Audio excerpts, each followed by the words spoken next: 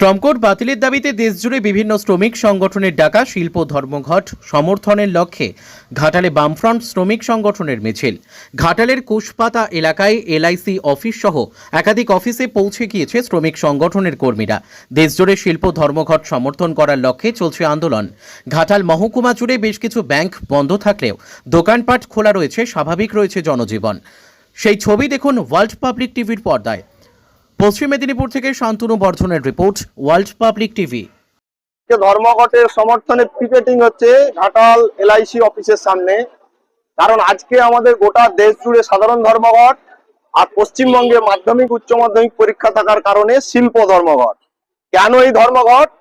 BJP সরকার নরেন্দ্র মোদী শ্রমিক বিরোধী, কৃষক বিরোধী, গরিব মানুষের বিরোধী যে শ্রমকোড পার্লামেন্টে জোর করে অনুমোদন করে কার্যকর করতে চাইছে, তার বিরুদ্ধে গোটা দেশের শ্রমিক, কর্মচারী, কৃষক, ব্যাংক, বীমা, এলআইসি সর্বক্ষেত্রের মানুষ এই ধর্মঘটে সামিল হয়েছে। এ একটা কারণ। দুই হচ্ছে, আমাদের দেশে চালু ছিল এমজিএনআরজি, রেগা 100 দিনের কাজ, সেটাই মোদী সরকার তুলে দিতে চাইছে, তার বিরুদ্ধে ধর্মঘট।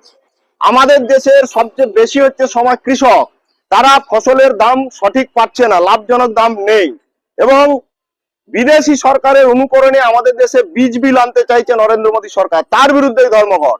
আমাদের দেশের পরাধীন ভারতবর্ষে এবং স্বাধীন ভারতবর্ষে শ্রমিক কর্মচারীদের জন্য যে আইন অনুমোদন হয়েছিল দেশের সংবিধানে, সেই সব আইন সংবিধানে অনুমোদিত ধারা উপধারাগুলিকে সমস্ত কিছু ধূলিসাৎ করে, নস্যাৎ করে শ্রমিক কর্মচারী বিরোধী এই আইন আনতে চাইছে, যার নাম শ্রমকোড। নরেন্দ্র মোদীর নেতৃত্বে আমরা তার বিরুদ্ধে নেমেছি। আমরা এখন পিকেটিং করছি ঘাটাল এলআইসির সামনে। দেখতেই পাচ্ছেন এলআইসির কর্মচারী স্টাফেরা পিকেটিং এ এখন আটকে গেছে, ঢুকতে পারছে না, এবং অনেক মানুষ হাজির হয়েছে। আমাদের এখানকার স্থানীয় কৃষক, শ্রমিক, বস্তি, অন্যান্য গণসংগঠনের নেতৃবৃন্দরা আছেন। আমাদের এই পিকেটিং অবরোধ এখন চলবে, এবং কাছাকাছি যে ব্যাংকগুলো আপনি দেখবেন, ইউকো ব্যাংক, ইউবিআই, আমাদের এখানে Allahabad bank, Punjab national bank, Canada bank, এই সমস্ত জায়গায় এখন পিকেটিং চলছে, এবং কার্যত সবই প্রায় বন্ধ হয়ে গেছে। স্বভাবতই আমাদের রাজ্যে যেহেতু শিল্প ধর্মঘট হচ্ছে, এই জন্য মাধ্যমিক উচ্চ মাধ্যমিক পরীক্ষার জন্য পরীক্ষার্থীদের কথা, অভিভাবক